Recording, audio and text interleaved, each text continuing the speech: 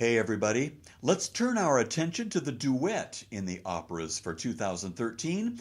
In the words of our New Grove Dictionary of Opera over my shoulder, a composition for two voices that's been a part of the operatic art since its inception. Duets are amazing things because they can be used to communicate everything that occurs between two characters, from love to hate. They can be very simple, and they can be quite complex. But things in opera always begin to bubble up when duets are sung, and they provide more than their share of both lyricism and exciting drama. On the simpler side of things this season, we have the charming duet between Tonio and Marie in The Daughter of the Regiment, in which they express their love for each other in what must be the perkiest of all love duets. In fact, the musical content is almost silly, given the emotions that it's attempting to express. But remember, this is a comedy, and nothing in it should be taken too seriously, even when the characters are serious. Here are Joan Sutherland and Luciano Pavarotti in their classic recording of the opera, conducting by Richard Bonning. Notice that the composer, Donizetti, in order to show that these two characters are in love, has their voices move in a strictly parallel fashion, harmonizing perfectly. That is, after all, the ultimate musical sign that two characters are in love. Let's listen.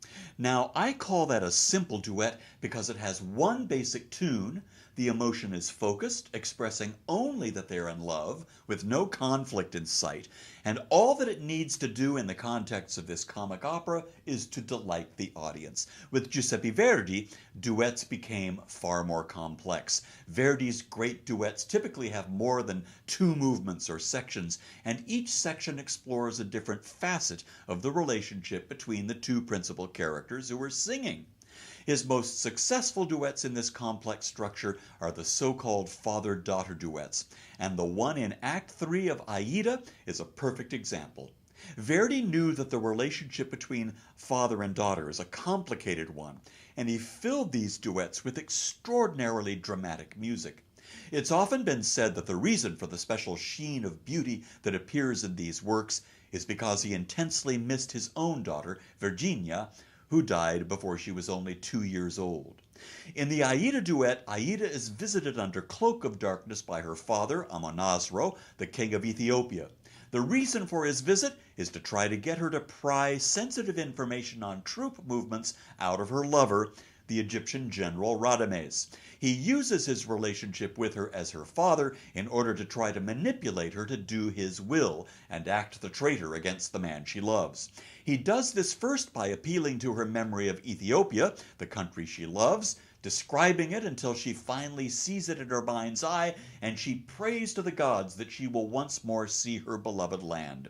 This is Montserrat Caballé and Cheryl Milnes in a recording conducted by Riccardo Muti.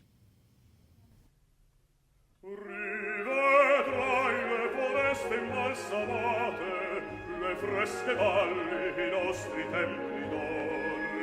Rivedrò le foreste imbalsamate, le fresche valli i nostri templi d'or. Cosa felice a lui che amasti tanto, tripudi messi vi potrai gioir. Un giorno solo dirsi dolce incanto, una vita e poi morir. O rammenti che a noi l'egizie vite, le case, i templi, e l'ore profano, trasse incerti, gli energini rapite, padri, vecchi, fanciulle incrucidò. Oh, che tormento quei vostri giorni, rammento i gusti, quel mio cor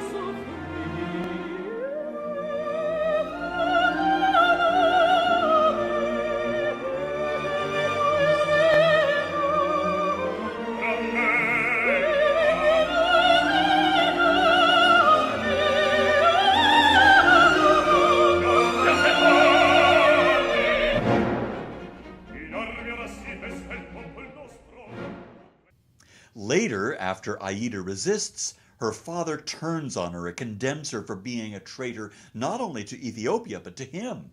At the end of the duet, she relents sadly, mournfully, and agrees to do what he asks. At each change of emotion in the characters, we have subtle and not so subtle changes in the music, expressing the feelings of the two characters perfectly.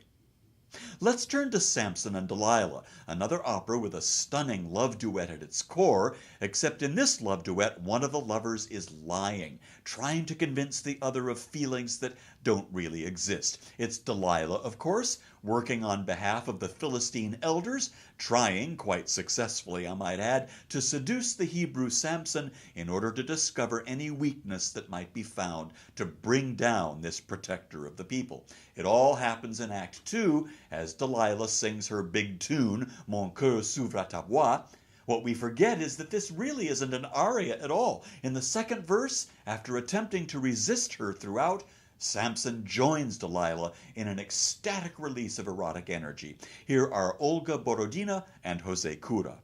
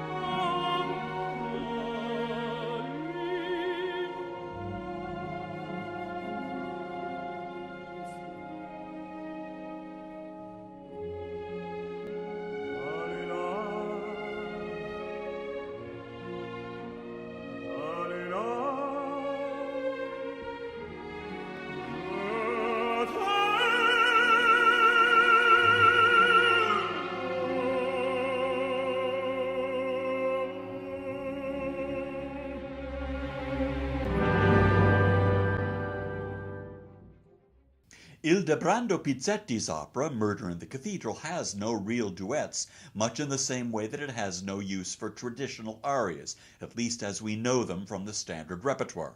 But there are some very interesting ensembles that we will look at in the future.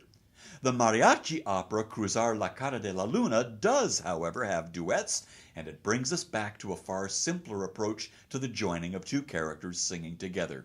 A 50 años de ahora is only one of many duets in the opera, a duet that occurs during a reminiscence of the wedding of the main character, Laurentino, that happened many years before.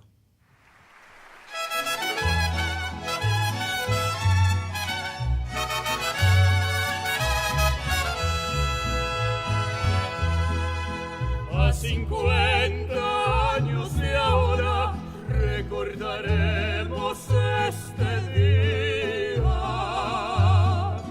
A 50 años de ahora nuestros hijos nos dirán: